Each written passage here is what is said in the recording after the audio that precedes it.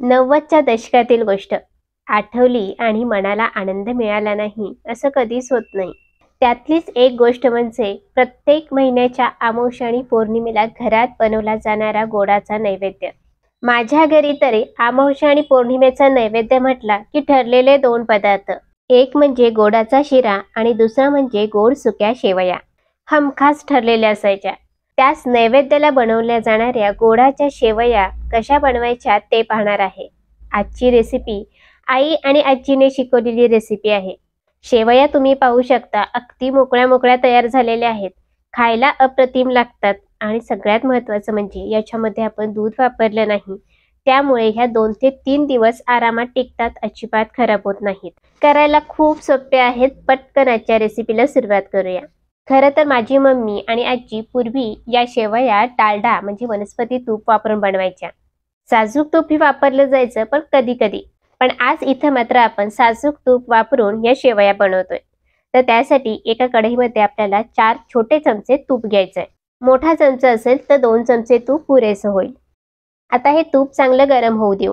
तूप गरम होतंय तोवर इथे पहा, या वाटीने 1 वाटी मी शेवया घेतलेल्या आहेत. या शेवया मी विकतच्या वापरलेल्या आहेत. तुम्ही घरच्या मशीनवरती काढून आणलेल्या शेवया वापरल्या तरी चालतील. दुसरी गोष्ट म्हणजे विकतच्या शेवया मिळतात त्या 2 प्रकारच्या असतात. एक म्हणजे भाजलेल्या आणि दुसऱ्या न भाजलेल्या.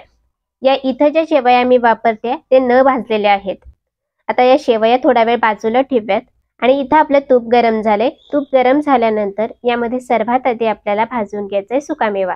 सुकामेवा वापरणं पूर्णपणे ऑप्शनल आहे. तुम्हाला घालायचे असतील तर घालू शकता किंवा स्किप केलं तरी चालेल. इथं मी काजू, बदाम आणि मनुके वापरलेत. काजू आणि बदामाचे मात्र इथे मी काप करून घेतलेले आहेत. आता हा सुकामेवा आपल्याला हलकासा तांबूस रंग येईपर्यंत परतून घ्यायचा आहे. काजू बदाम हलक्या तांबूस रंगावरती भाजून झालेत. एका वाटीमध्ये काढून घेऊया.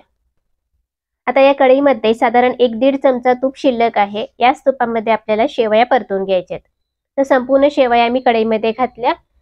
आता गॅस मध्यम करूयात आणि शेवया आपण भाजून घेऊया. शेवया भाजत असताना मात्र या अशाच सोडायच्या नाहीत. शेवया पूर्ण भाजेपर्यंत याला सतत हलवत राहायचंय, म्हणजे एकूण एक शेवई एकसारख्या रंगावरती व्यवस्थित भाजली जाते. आता इथं मी ज्या वापरल्यात त्या न भाजलेल्या शेवया आहेत, त्यामुळे भाजण्यासाठी थोडा जास्त वेळ लागेल. पण तुम्ही जर विकतच्या शेवया घेतलेल्या जर भाजलेल्या शेवया असतील किंवा रोस्टेड शेवया ज्या मिळतात त्या वापरल्या असतील तर त्या शेवया तुपामध्ये भाजायला कमी वेळ लागतो. शेवया भाजत असतानाच दुसऱ्या गॅसवरती इथं आपल्याला पाणी गरम करत ठेवायचंय. तर ज्या वाटीने आपण शेवया मोजून घेतल्यात त्याच वाटीने 1 वाटी पाणी गरम करण्यासाठी ठेवूयात. लक्षात घ्या, शेवया तुम्ही ज्या वाटीने मोजून घ्याल सर्व साहित्य त्याच वाटीने मोजून घ्यायचंय. पाणी गरम करायला ठेवल्यानंतर मात्र एक गोष्ट लक्षात ठेवायची, पाणी आपल्याला अजिबात आटवायचं नाहीये, फक्त चांगलं गरम करून घ्यायचंय. शेवया भाजण्याआधीच पाण्याला जर उकळी आलेली असेल तर गॅस बंद करा, पण पाणी मात्र अजिबात आटू देऊ नका. आता हे पाणी एका गॅसवरती गरम करत ठेवूयात आणि दुसरीकडे आपल्या शेवया भाजत राहूया. तर इथे बघा साधारण एक 3-4 मिनिटं झालेली आहेत. मी शेवया सतत हलवत राहून भाजून घेतल्या आणि याला असा हलका सोनेरी रंग आलेला आहे. जेव्हा आपण शेवयाची खीर बनवतो त्यावेळेला या अशा रंगावरती शेवया भाजून घ्यायच्या.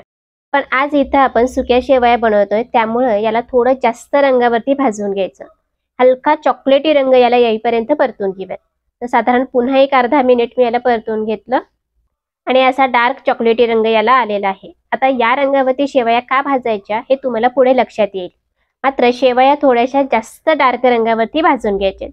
शेवया भाजून झाल्या की यामध्ये जे पाणी आपण गरम करत ठेवलं होतं ते संपूर्ण पाणी यामध्ये घालूया. याला हलक्या हाताने एकदा मिसळून घ्यायचंय. यावरती प्लेट झाकून याला साधारण एक 3 ते 4 मिनिटं शिजवून घेऊयात. शिजवून घेत असताना मात्र 1 मिनिटभराच्या अंतराने प्लेट काढायची आणि शेवया हलक्या हाताने मिसळून घेऊन पुन्हा यावर प्लेट झाकायची, म्हणजे शेवया खाली चिकटणार नाहीत. मिनिटभराच्या अंतराने मी प्लेट काढून शेवया हलवून घेतल्या. वर प्लेट झाकूयात आणि पुन्हा एक 2-3 मिनिटं याला चांगली वाफ काढूया. पुन्हा एक 1.5 मिनिटं झालेलं आहे आणि सुरुवातीपासून म्हणाल तर साधारण 3 मिनिटं झालेली आहेत.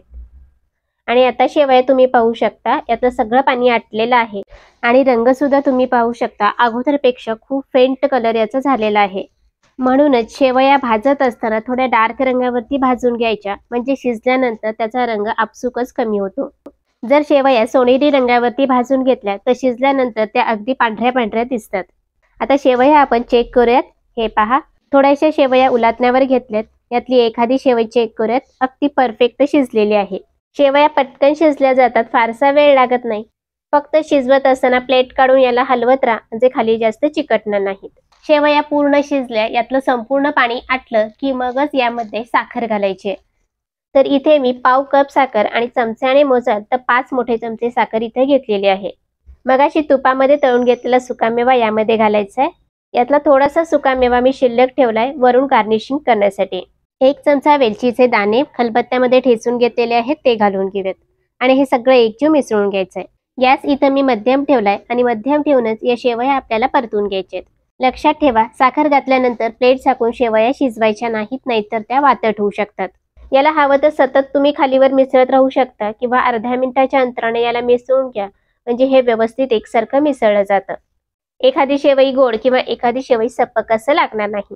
गॅस मध्यम ठेवूनच याला परतून घ्यायचंय.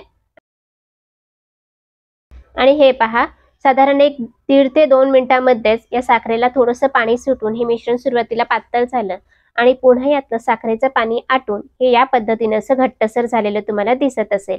साखर आपली विरघळलेली आहे, शेवया आपल्या व्यवस्थित शिजलेल्या आहेत. आता गॅस बंद करूयात आणि याला पसरून थोडा वेळ असंच ठेवूयात. कारण हे सुरुवातीला आत्ता खूप गरम असतं, त्यामुळे थोडंसं चिकटसर जाणवतं. याची वाफ जाऊन थोडंसं याला थंड करून घेऊ. 10 ते 12 मिनिटं झालेली आहेत. शेवयाची संपूर्ण वाफ केलेली आहे. चमच्याच्या साहाय्याने या शेवया थोड्याशा एकजीव अशा मिसळून घेऊयात. आणि आता तुम्ही पाहू शकता, एकूण एक शेवई छान मोकळी मोकळी झालेली आहे. अगदी सुटसुटीत अशा आपल्या शेवया तयार झाल्यात. या शेवया बनवत असताना काही गोष्टी मात्र नेहमी लक्षात ठेवायच्या. पहिली म्हणजे शेवया भाजत असताना थोड्या डार्क रंगावरती भाजून घ्यायच्या, म्हणजे पाणी घालून शिजवल्यावरती त्याचा रंग अगदी परफेक्ट येतो. दुसरी गोष्ट म्हणजे शेवया पूर्ण भाजल्यावर त्यामध्ये गरम पाणीच घालायचंय. पाणी घातल्यानंतर शेवया पूर्ण शिजल्यावर सगळं पाणी आटल्यानंतर मग त्यामध्ये साखर घालायची. साखर घातल्यानंतर प्लेट झाकून शेवया शिजवायच्या नाहीत. मिनिटभरातच साखर पूर्ण विरघळते. पुन्हा अर्धा मिनिट याला परतून घ्यायचंय आणि लगेच गॅस बंद करायचंय. साखर घातल्यानंतर शेवया जास्त वेळ परतू नये. थोड्याशा ओलसर असतानाच गॅस बंद करायचा. गार झाल्यानंतर त्या अगदी परफेक्ट तयार होतात. या पद्धतीने गोड सुक्या शेवया नक्की घरी करून बघा. तुम्हाला रेसिपी आवडली का मला कमेंट्स करून कळवत राहा. आणि हो, सगळ्यात महत्त्वाचं म्हणजे जाण्याआधी चॅनलला अजून सबस्क्राईब केलं नसेल तर सबस्क्राईब करून समोरचं बेल आयकॉन प्रेस करा, कारण हे संपूर्णपणे निःशुल्क आहे. चला तर मग आजच्या या रेसिपीसोबत निरोप घेऊयात आणि पुन्हा भेटूयात लवकरच एका नवीन रेसिपीसोबत. तोवर धन्यवाद.